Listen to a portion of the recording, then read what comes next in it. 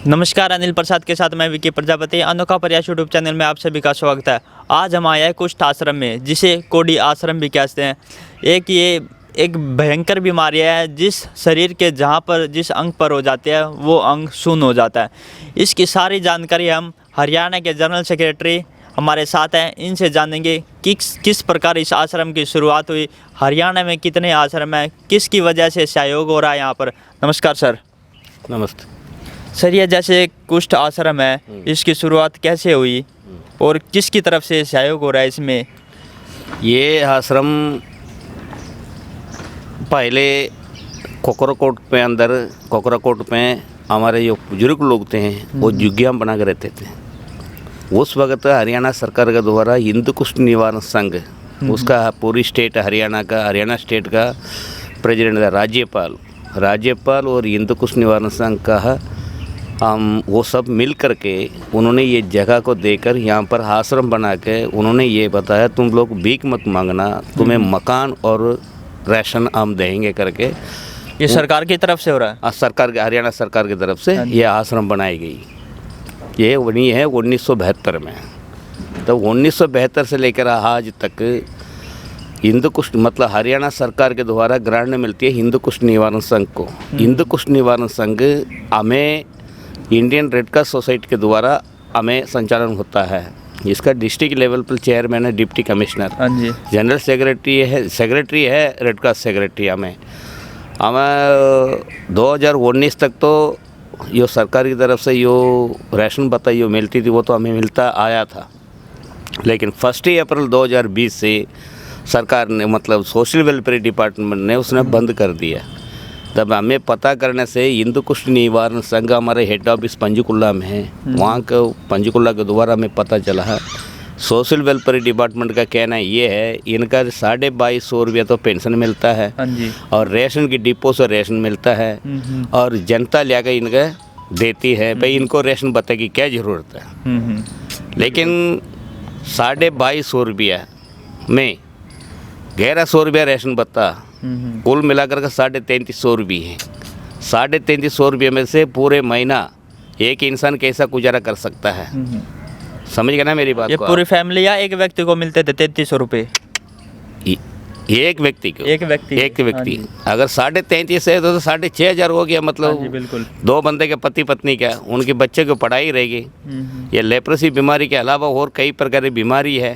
ऊपर से कोरोना आकर के सभी को लाचार बना के बिठा रखा सबको, ठीक है ना जी। रेशन डिपो से क्या मिलता है? एक कार्ड ऊपर 5 किलो गेहूँ मिलती है, वो भी कई बार डिपो तो वो खोल जाते हैं, बंदा वहाँ हाजिर तो मिलता नहीं है तो वो भी गया। लेकिन इसमें से कैसा गुजारा होगा है। लेकिन ये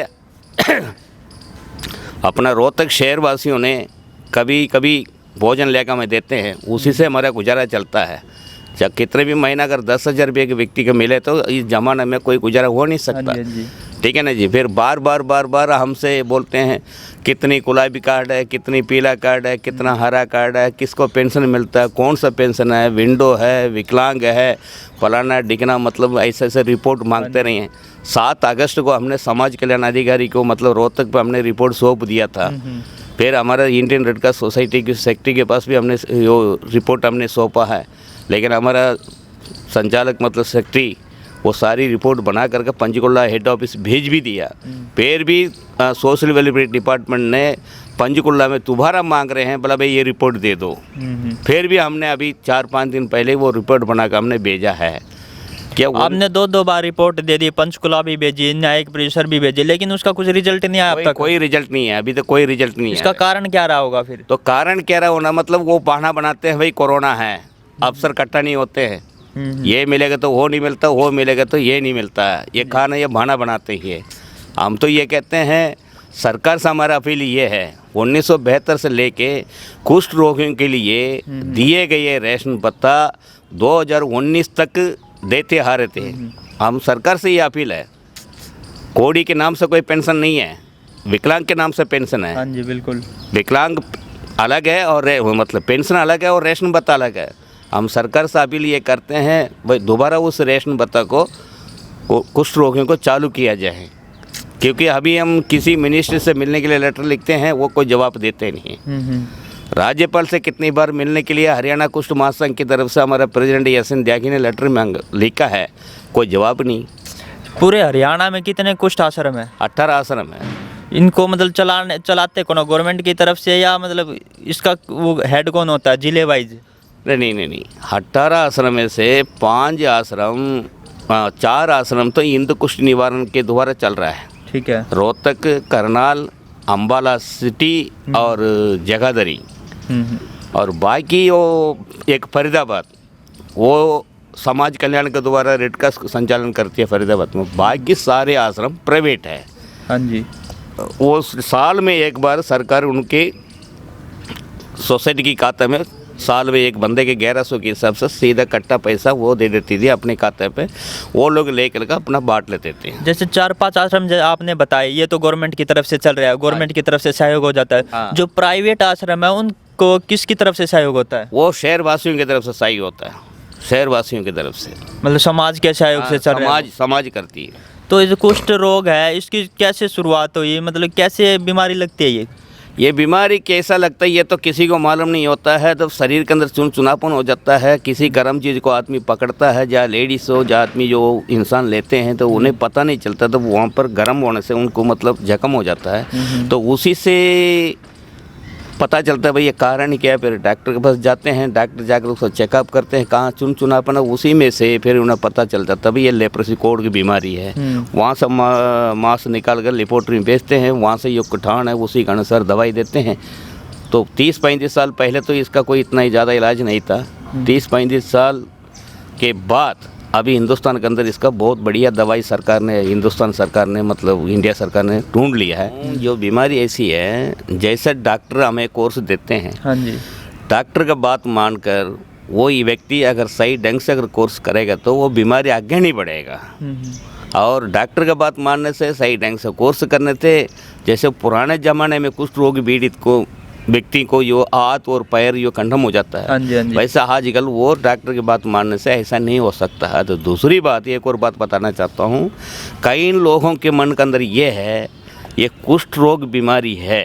हाँ जी। कुष्ठ रोगी मतलब कोढ़ी के नाम सुनते ही लोग दूर जाते थे, लेकिन आजकल समाज के अंदर ये है कोढ़ियों को इतना मान सम्मान मिलती है क्योंकि सबको ये पता चल गया ये बीमारी छूत बीमारी नहीं है, किसी की लगने मतलब वाली ये बीमारी सोचते नहीं कोढ़ी का नाम सुनते कि ये छुआछूत की बीमारी है। हाँ, लोग समझते थे। हाँ जी। लेकिन आज पब्लिक ने कुष्ठ रोगियों से मिलजुल कर शादी ब्याह हर एक कार्यक्रम में कुष्ठ रोगियों के साथ मिलकर करते हैं, क्योंकि सभी को मन में ये पता चल गया ये बीमारी किसी को लगने वाली नहीं है, क्योंकि ये बीमारी है ये कर्म का फल है।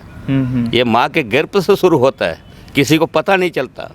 तब पता तब चलता है जब ये बीमारी मतलब अपने शरीर में से बढ़कर तब फूट कर बाहर आती है, तब वो व्यक्ति चाहे आदमी चाहे औरत तो कोई गर्म चीज़ उठाते हैं तब उन्हें पता नहीं चलता। समझ गए ना, तब इनको पता चलता भी ये कुष्ठ रोग की बीमारी है। लेकिन अब गवर्नमेंट की तरफ से आपके तरफ पास कोई भत्ता आ रहा है?